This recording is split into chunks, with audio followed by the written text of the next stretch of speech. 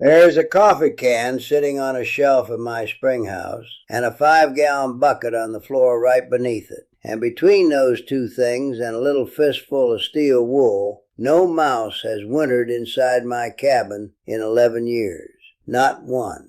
And I will tell you plainly, I have done it all that time without ever once setting out a tray of poison, without ever setting a snap trap the cat could lose a toe to, and without ever spending a single dollar at the hardware store on those little blue blocks they sell you by the bagful. 11 winters in a log cabin on a mountain that is fairly crawling with mice come the first hard frost, and the inside of my home stays as quiet and clean as a church on Tuesday. My name is Silas Crane.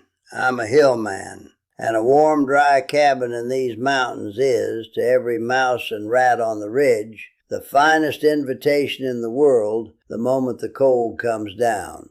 My granddaddy kept this same cabin clear of them his whole life long, and his daddy before him. And not one of those men could read a word of the directions on a poison box, because in their day there was no box, and there was no poison, and there was no need of either. The part that ought to make you a little angry is that the poison they sell you now is built on purpose to keep you buying it. Think it through. It does not seal up the hole the mouse came in by. It does nothing at all to stop the next mouse and the next. It only kills the one that is already inside your walls, and it kills him slow, somewhere back in the wall where you cannot reach him to carry him out, so that a week later your house smells of something you cannot find. And then it sells you another bag next month for the next mouse, and the month after that, forever. That is not a cure. That is a subscription. But it is worse than just useless. And I want you to hear this part clear, because it is the thing that turned me against poison for good. That poison mouse does not die quiet in the wall every time.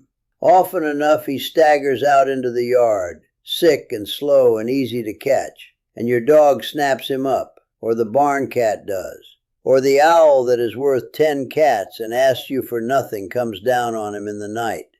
And the poison that was meant for the mouse kills them too, second hand, right on up the line.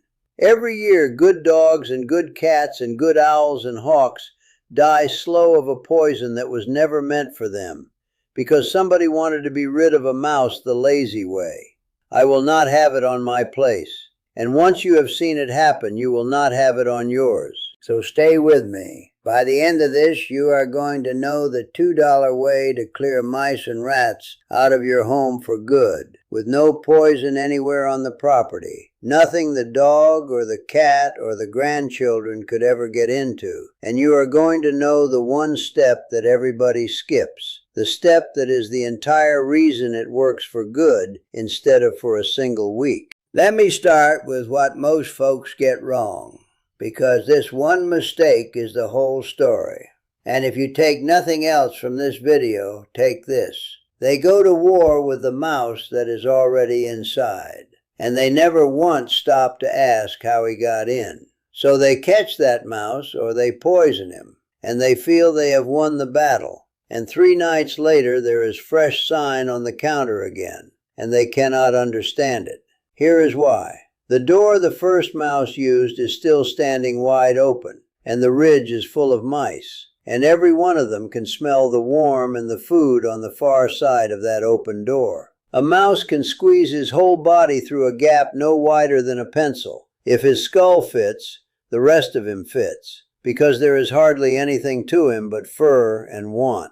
A young rat gets through a gap the size of a quarter. And your house, every house, is absolutely riddled with gaps just that size. And you have walked past every one of them for years, and never once seen them for what they are. Around every pipe that comes through a wall, under every outside door where the weather strip is worn, where the dryer vent passes through, where the foundation meets the sill, where the wires come in. Killing the mice inside while those gaps stand open is bailing a boat without ever plugging the hole in the bottom. You will bail until you die, and the boat will still be full of water. So before you set a single trap, you do the one thing nobody wants to do, and it is the only thing that makes the rest of it last. You get down low, on your hands and knees where you have to, with a good flashlight, and you go all the way around your house, inside and out, slow, and you find the gaps. Hold your hand near them on a cold day, and you will feel the draft. And as you find them, you stuff them. Not with the spray foam out of a can. I will tell you straight, a determined mouse chews through that soft foam in a single night and is almost grateful for it. You stuff them with steel wool, or better still with copper mesh, packed in good and tight, and then you can cap it with a little foam or caulk to hold it if you like. But the metal is the thing. A mouse cannot chew through steel or copper. It hurts his teeth, it gives him nothing, and he gives up and goes looking for an easier house. Your neighbor's most likely. $1 or $2 of copper mesh from any hardware store. Work tight into every gap you can find, and you have shut the door on the whole ridge at once. That is the step nobody does, and it is the only one that turns a week of relief into years of peace. Now with the door shut, let me give you my granddaddy's coffee can. Because for a rat out in the barn or the shed or the corn crib, this is the oldest trick in the hollow. And in 40 years, I have never found a thing to beat it. And it costs you about $2.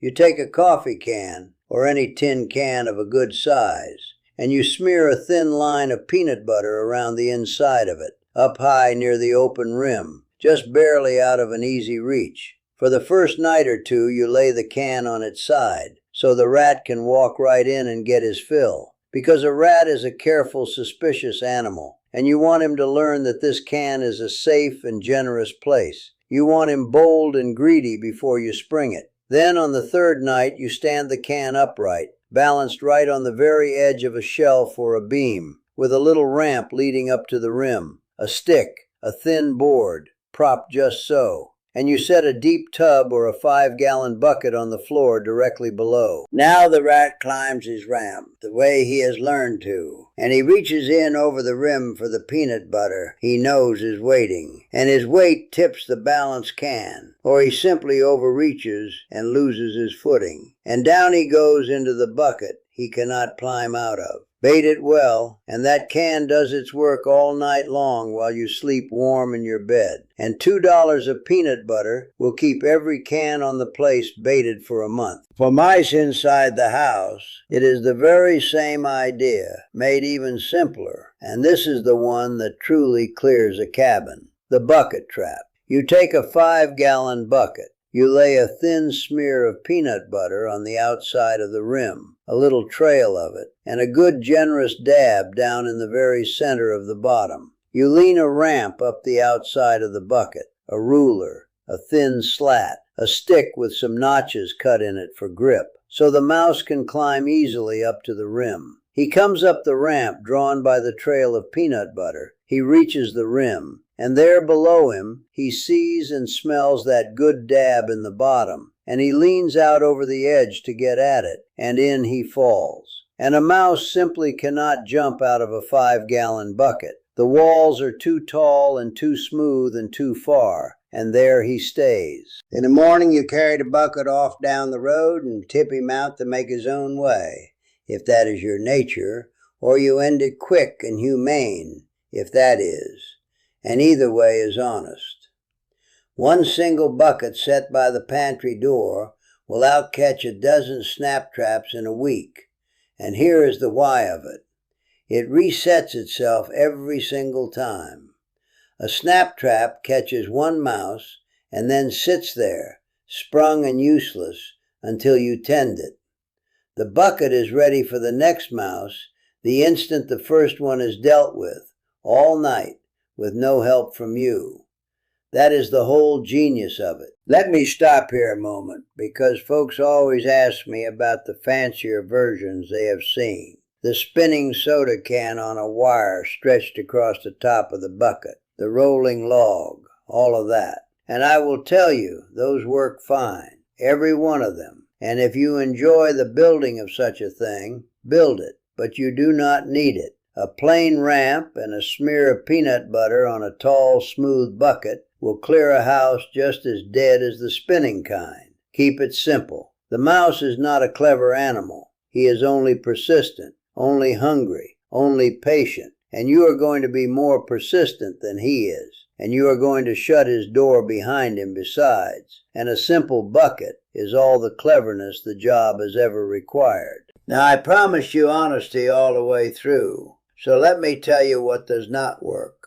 The things you will hear sworn to and waste your money on. Peppermint oil first, because you will read it everywhere. A cotton ball soaked in peppermint oil tucked in the corner, and the mice are supposed to flee the smell. I have tried it more than once, honestly wanting it to be true, because it is a far more pleasant thing to have in the house than a trap. It is not a wall. A mouse with a warm nest on one side of that cotton ball and a sack of cornmeal on the other will walk right past it within a day or two, holding his breath if he has to. The smell fades in a week, and the hunger never fades at all. Use peppermint if you like the smell of it in your pantry, but do not you dare trust your house to it. The ultrasonic plugging gadget next, the one that hums at a pitch too high for your ears. The honest testing on those is poor, and the mice grow used to the sound within a few days and nest right under it, and I would not give $1 for one. And the glue board, I will say it plainly, I will not use one, and I would ask you not to either. It is a cruel, slow, frightening death for the mouse, and the cat or the songbird that comes through can get stuck fast to it too. The bucket is cheaper, and it is clean, and it lets you choose mercy if mercy is your way.